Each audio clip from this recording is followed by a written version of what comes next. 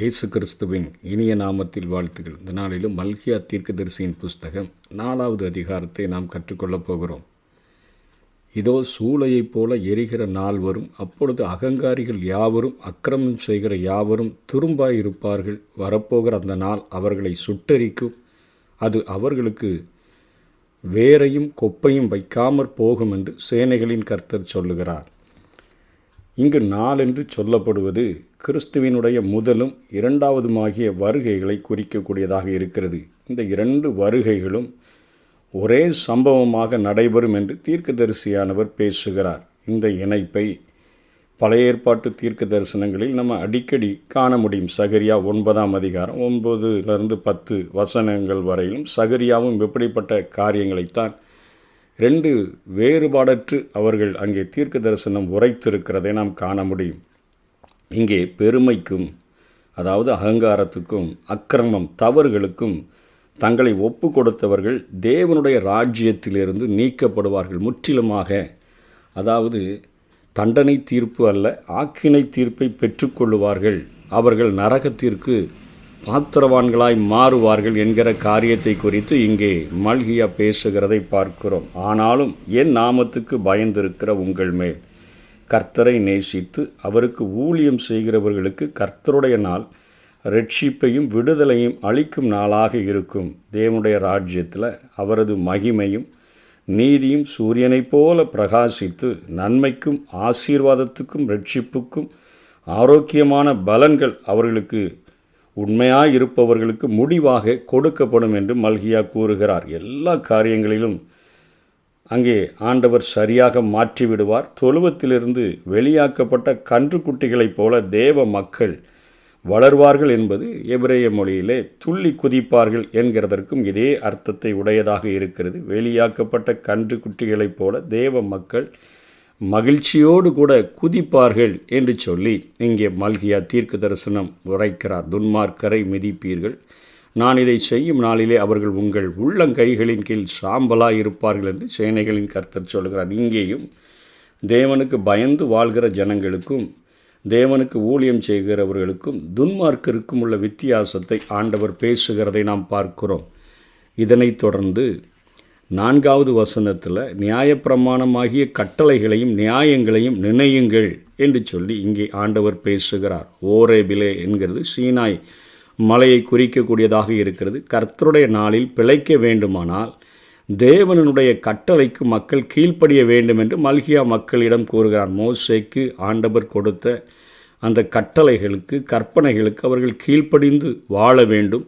இருதயத்தில் கர்த்தருக்கு கீழ்ப்படிவதுதான் தேவனிடமுள்ள ஒரு விசுவாசம். கிறிஸ்துவில் விசுவாசமாய் இருப்பவர்களும் பழைய ஏற்பாட்டு கட்டளைகளின் ஒழுக்க நெறிகளையும் கிறிஸ்துவின் கட்டளைகளையும் கடைபிடிக்க வேண்டும் என்கிற காரியத்தை தான் மத்தேயு 5ஆம் அதிகாரம் 17ஆம் வசனத்தில் நாம் பார்க்கிறோம். அதனைத் தொடர்ந்து எலியா தீர்க்கதரிசியை அனுப்புகிறேன் என்று 5ஆம் வசனத்திலே மல்கியாவின் மூலமாக ஆண்டவர் உரைக்கிறார். கர்த்தருடைய நாள் வருகிறதற்கு முன்னதாக எலியா வந்து ஊழியம் செய்வார் என்ற மல்கியா தீர்க்க தரிசனம் உரைத்த காரியங்கள் மேசியாவுக்கு வழியை ஆயத்தம் செய்த எலியாவின் ஆவியும் பலமும் உடையவராக வந்த அந்த யோவான் ஸ்நானகனை குறித்து அங்கே மத்தேயுவும் அதை எடுத்து எழுதுகிறார்.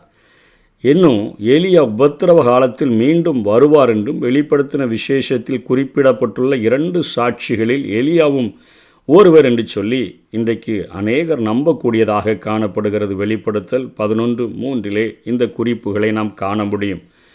அதற்கு பின்பாக பிதாக்களுடைய இருதயத்தை அவர்கள் பிள்ளைகளிடத்திற்கும் திருப்புவான். இது ஒரு அருமையான ஒரு வார்த்தையை குறித்து இங்கே மல்கியா பேசுகிறதை பார்க்கிறோம். குடும்பங்களில் ஒருவரோடு ஒருவருக்குள்ள உறவையும் தேவனோடு உள்ள உறவையும் சரி செய்யும் ஊழியம்தான் வரவிருக்கும் தீர்க்கதரிசி செய்வான் என்று கூறப்படுகிறது.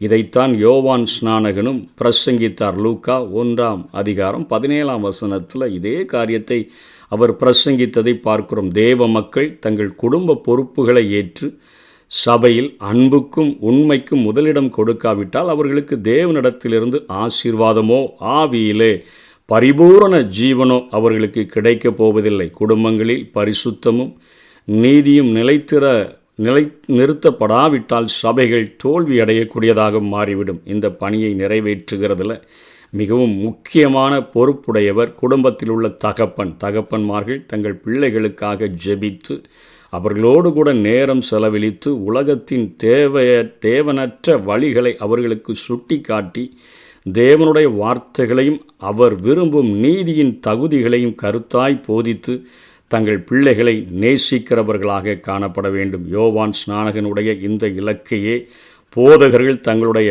ஊழியத்தினுடைய நோக்கமாக கொண்டு கர்த்தருடைய வருகைக்கு சபையை ஆயத்தப்படுத்த வேண்டும் என்று சொல்லித்தான் வேதம் நமக்கு போதிக்கிறது. இன்னும் கொஞ்சம் ஆழமாக பார்க்க வேண்டும் என்று சொன்னால் லூக்கா 1:17 சொல்லப்பட்ட காரியங்கள் எதை குறிக்கிறது என்று சொன்னால், லூக்காவில் பழைய ஏற்பாட்டு கால மக்களின் பெரிய பாவங்களில் ஒன்று தங்கள் பிள்ளைகளை தகுந்தபடி நேசித்து அவர்களுக்கு தேவனுடைய வழிகளையும் கட்டளைகளையும் போதிக்காமல் இருந்ததே ஆகும். அதைத்தான் மல்கியா பேசுகிறார். யோவானின் வருகை, கிறிஸ்துவினுடைய நற்செய்தி ஆகியவை மூலம் பெற்றோரின் இருதயங்கள் தங்கள் பிள்ளைகளின் பால் திரும்பும். நற்செய்தியின் குறிக்கோள்களில் முக்கியமான ஒன்று என்னன்னு சொன்னால், பெற்றோருக்கும் பிள்ளைகளுக்கும் நல்லுறவு ஏற்படுத்தும்படியாக தேவனுடைய சித்தத்தை மீண்டும் குடும்பங்களில் நிலைநாட்டும்படியாக நாம் செய்ய வேண்டும். மனம் திரும்புதலை பற்றியும் கிறிஸ்துவினுடைய ஆட்சி பற்றியும் போதனைகள் கொடுக்கப்பட்டதால் தகப்பன்மார் தங்கள் பிள்ளைகளின் மேல் கவனமும் கருத்தும் பற்றும் உடையவர்களாய் நீதியின் மனப்பான்மையுடன் இருப்பார்கள் என்பதே வேதத்தினுடைய நோக்கம். இன்றைய திருச்சபை தேவன் அது எப்படி இருக்க வேண்டுமென்று விரும்புகிறாரோ அப்படி இல்லாவிட்டால் மறுபடியும் பெற்றோர் தங்கள் பிள்ளைகளை நேசியாமல் கைவிட்ட நிலை ஏற்படும். அவர்கள் தங்கள் பிள்ளைகளை நேசியாமல் அவர்களோடு கூட நேரம் செலவிடாமல் தேவனுடைய கற்பனைகளை அவர்களுக்கு போதியாமலும் இருந்தால் அந்த பிள்ளைகள் தேவனையும் அவருடைய வழிகளையும் கைவிட்டு விடுவார்கள் என்று சொல்லித்தான் மல்கியா தீர்க்க தரிசனம் உரைக்கிறதை நாம் பார்க்கிறோம். இதனைத் தொடர்ந்து பவுலும் கொலேசிய சபைக்கு எழுதும் பொழுது அவர் எழுதுகிறார், பிதாக்களே, உங்கள் பிள்ளைகள் திடனற்று போகாதபடிக்கு அவர்களுக்கு கோபமூட்டாதிருங்கள் என்று பேசுகிறதை பார்க்கிறோம். பிதாக்கள் அல்லது தகப்பன்மார் பக்திக்குரிய வழியில் பிள்ளைகளை வளர்க்க வழிகாட்டி திருத்தும் வகையில் பிள்ளைகளுக்கு போதனைகளையும் நல்வழிகளையும் காட்டுவது பெற்றோரினுடைய ஒரு தலையாய கடமையாக காணப்படுகிறது. பெற்றோர்கள் கிறிஸ்தவ வாழ்க்கைக்கு முன்மாதிரியாக இருக்க வேண்டும். தங்களுடைய நடத்தையில் மாதிரி காட்ட வேண்டும். தங்களுடைய வேலை, தொழில்கள், திருச்சபையில் தங்கள் பொறுப்பு, சமுதாயத்தில் தங்கள் பங்கு ஆகியவற்றுக்கு கவனம் செலுத்துவதை விட அதிகமாக தங்கள் பிள்ளைகளின் வளர்ப்புக்கும் இரட்சிப்புக்கும் அக்கறை காட்ட வேண்டும். சங்கீதம் 127:3 நாம் பார்க்க முடியும். பவுல் எபேசு சபைக்கு எழுதும் பொழுது 6:4 கொலோசியர் 3:21 கூறுவது போலவும் தேவன் பல பழைய ஏற்பாட்டு பகுதிகளில் குறிப்பிடுவது போலவும் தேவனுக்கு பிரியமான வாழ்க்கை வாழ பெற்றோர் தங்கள் பிள்ளைகளுக்கு முன்மாதிரியாக உபதேசமும் வழிகாட்டுதலும் கொடுக்க வேண்டியது பொறுப்பாகும். பிள்ளைகள் வேதாகம அறிவில் வளர்ந்து ஆவிக்குரிய வாழ்க்கையில் பயிற்சி பெற குடும்பமே பொறுப்பாகும். திருச்சபையோ ஓய்வு நாள் பள்ளியோ அதற்கு பொறுப்பல்ல. வீட்டில் பெற்றோர் கொடுக்கும் பயிற்சிகளை பலப்படுத்தி வளர்க்க திருச்சபையும் ஓய்வு நாள் பள்ளியும் உதவிதான் செய்ய முடியுமே ஒழிய இது பெற்றோர்களினுடைய தலையாய கடமையாக இருக்கிறது. கிறிஸ்தவ வாழ்க்கையில் வளர்ப்பதன் முக்கியமான மைய கருத்து இதுதான். பிதாக்களுடைய இருதயங்களை பிள்ளைகளிடத்திற்கு திருப்ப வேண்டும். இதன் மூலம் பிள்ளைகளினுடைய இருதயம் இரட்சகராய இயேசு கிறிஸ்துவினிடத்தில் அது திருப்பப்பட வேண்டும். பிள்ளைகளை வளர்க்கும் பொழுது பெற்றோர் யாரிடமும் தனிப்பிரியம் காட்டக்கூடாது. அவர்களை உற்சாகப்படுத்த வேண்டும், தவறுகளை திருத்த வேண்டும், தேவைப்பட்ட போது தண்டனை கொடுக்க வேண்டும். வேண்டுமென்று தெரிந்து செய்யும் தவறுகளுக்கு மட்டும் தண்டனை அளிக்க வேண்டும். பெற்றோர் தங்கள் வாழ்க்கையை தங்கள் பிள்ளைகளிடத்தில் அன்பு கூர்ந்து இரக்கம் காட்டி தாழ்மை, தயவு, இரக்கம், சாந்தம், பொறுமை ஆகிய பண்புகளுடன் அர்ப்பணிப்போடு கூட நடந்து கொள்ள வேண்டும். கொலோசியர் 3:12 14 வரையிலும் 21 அவைகளை நமக்கு போதிக்கின்றன. தெய்வ பயத்தோடும் கிறிஸ்துவின் பிள்ளைகள் வளர பெற்றோர் செய்ய வேண்டிய 15 காரியங்களை நாம் வேதத்திலிருந்து கற்றுக்கொள்ள முடியும். பிள்ளைகளினுடைய வாழ்வின் ஆரம்ப காலத்திலேயே அவர்களை ஆண்டவருக்காக அர்ப்பணிக்க வேண்டும். 1 சாமுவேலில் 1:28 பார்க்கிறோம். லூக்கா 2:22 இதை நான் காண முடியும். தீமையை விட்டு விலகி ஆண்டவருக்கு பயப்படும்படி பிள்ளைகளுக்கு போதியுங்கள். அவர்கள் நீதியை விரும்பவும் பாவத்தை வெறுக்கவும், பாவத்தை தேவன் எவ்வளவாக வெறுக்கிறார் என்று, பாவிகளின் மேல் தேவன் நியாய தீர்ப்பு செய்வார் என்று பிள்ளைகளுக்கு உணர்த்தக்கூடியவர்களாக நாம் இருக்க வேண்டும். எபிரேயர் 1:9 நாம் இதில் கற்றுக்கொள்ள முடியும். வேதாகம ஒழுங்கின்படி உங்கள் பிள்ளைகளை உங்களுக்கு கீழ்ப்படிய செய்யுங்கள். அதாவது உபாகமம் 8:5, நீதிமொழிகள் 3:11, 12 இவைகளில் இந்த குறிப்புகள் தொடர்ச்சியாக காணப்படுகின்றன. அதே போல் ஒழுக்கக்கேடான நண்பர்கள் மூலமாகவோ, இவ்வுலக சிற்றின்ப கேளிக்கை கவர்ச்சிகளின் மூலமாகவோ பிள்ளைகளின் கவனத்தை ஈர்த்து அவர்களுடைய ஆவிக்குரிய தன்மையை கெடுக்க சாத்தான் பல வகைகளிலும் முயற்சிப்பான். இவற்றில் உங்கள் பிள்ளைகள் விழுந்து விடாமல் அவர்களை பாதுகாத்து கொள்ளுங்கள் என்று வேதம் நமக்கு போதிக்கிறது. நீதிமொழிகள் 13:20, 28:7, 1 யோவான் 2:15-17 வரையிலும் இவைகளை நாம் கற்றுக்கொள்ள முடியும். பிள்ளைகள் நினைப்பவை, பேசுபவை, செய்பவை அனைத்தையும் தேவன் எப்பொழுதும் பார்த்து கொண்டும் மதிப்பிட்டு கொண்டும் இருக்கிறார் என்பதை உணரச் செய்ய வேண்டும். சங்கீதம் 139, 1-12 வரை உள்ள சத்தியங்களை நாம் அவர்களுக்கு போதிக்க வேண்டும். பிள்ளைகளின் இளமையிலேயே அவர்களை கிறிஸ்துவின் மேல் விசுவாசம் கொள்ளவும், அவர்கள் மனம் திரும்பவும், தண்ணீரினால் கிறிஸ்துவில் ஞானஸ்நானம் பெறவும் அவர்களுக்கு நாம் வழிகாட்டுகிறவர்களாக இருக்க வேண்டும்.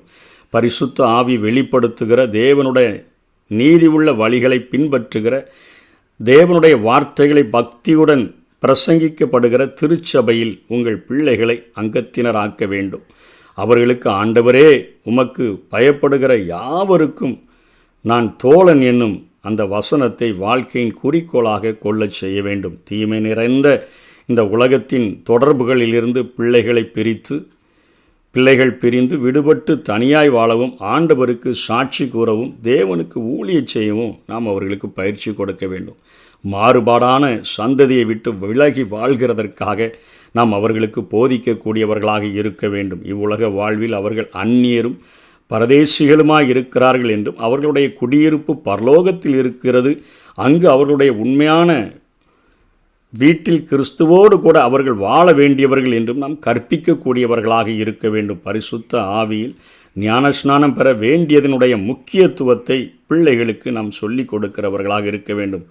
உங்கள் பிள்ளைகளை தேவன் நேசிக்கிறார் என்றும், அவர்கள் வாழ்க்கையில் அவர் ஒரு திட்டம் வைத்திருக்கிறார் என்றும் போதிக்க வேண்டும். வீட்டில் குடும்ப தியான வேளையிலும் அவர்களோடு கூட பேசும்போதும் வேத வசனங்களை பிள்ளைகளுக்கு போதிக்கிறவர்களாக காணப்பட வேண்டும். உபாகமம் 4:9, 6 5-7 வரை, 1 தீமோத்தேயு 4:6, 2 தீமோத்தேயு 3:15 ஆகிய பகுதிகள் இவைகளை குறிப்பிடக்கூடியதாக இருக்கின்றன. உங்கள் முன்மாதிரியின் மூலமும் புத்திமதியின் மூலமும் உங்கள் பிள்ளைகளை ஜெப வாழ்க்கை வாழும்படி ஊக்கப்படுத்துகிறவர்களாக காணப்பட வேண்டும். அப்போஸ்தலர் 6:4, ரோமர் 12:12, எபேசியர் 6:18, யாக்கோபு 5:16 இவைகளின் குறிப்புகள் நம்மை உணர்த்தக்கூடியதாக இருக்கின்றன. பக்தி வாழ்க்கையில் நீதி நிமித்தம் வரும் துன்பங்களை பொறுத்து கொள்ள ஆயத்தமாயிருக்கும்படி பிள்ளைகளுக்கு நாம் போதிக்க வேண்டும். கிறிஸ்து இயேசுவுக்குள் தேவ பக்தியாய் நடக்க மனதாயிருக்கிற யாவரும் துன்பப்படுவார்கள் என்கிற காரியங்கள் அவர்களுக்கு தெரிந்திருக்க வேண்டும். இடைவிடாத ஊக்கமான மன்றாட்டின் மூலம் பிள்ளைகள் தேவனுடைய சமூகத்துக்கு நேராக அவர்கள் வர முடியும். பிள்ளைகளின் மேல் அன்பும் கரிசனையும் அதிகமாக நாம் கொள்ள வேண்டும். பிள்ளைகளின் விசுவாசத்தை ஆழப்படுத்த வேண்டும். அவர்களுடைய வாழ்க்கை ஆண்டவருடைய பார்வையில் எப்படி இருக்க வேண்டுமோ அப்படி இருக்கும்படியாக செய்யும். வாழ்க்கையை ஒரு தியாக பலியாக நாமும் ஊற்றி அவர்களையும் அப்படிப்பட்ட வாழ்க்கை வாழ நாம் உற்சாகப்படுத்தும் பொழுது பெற்றோர்கள் பிள்ளைகள் மேலாக தங்களுடைய இருதயத்தை திருப்பி அவர்களுக்காக தேவனுக்கு வாழும்படியான காரியங்களை நாம் செய்ய முடியும். பிதாக்களுடைய இருதயத்தை பிள்ளைகளிடத்திற்கும், பிள்ளைகளுடைய இருதயத்தை அவர்கள் பிதாக்களிடத்திற்கும் திருப்புவான் என்கிற காரியம் இன்றைக்கு ஆண்டவர் நம்மை எதிர்பார்த்து நிற்கிறார். அப்படிப்பட்ட சந்ததியை உருவாக்கும் பொழுது குடும்பமும் ஆசீர்வாதம் பெறும், சபையும் ஆசீர்வாதம் பெறும், சமுதாயமும் ஆசீர்வாதம் பெறும். அப்படிப்பட்ட கிருபைகளை பெற்றுக்கொள்வோம். கர்த்தர்தாமே நம்மை ஆசீர்வதிப்பாராக. ஆமென். நானும் என் வீட்டாரும் உம்மையே நேசிப்போ, உமக்கா உந்த நாமம் சொல்லுவோம்.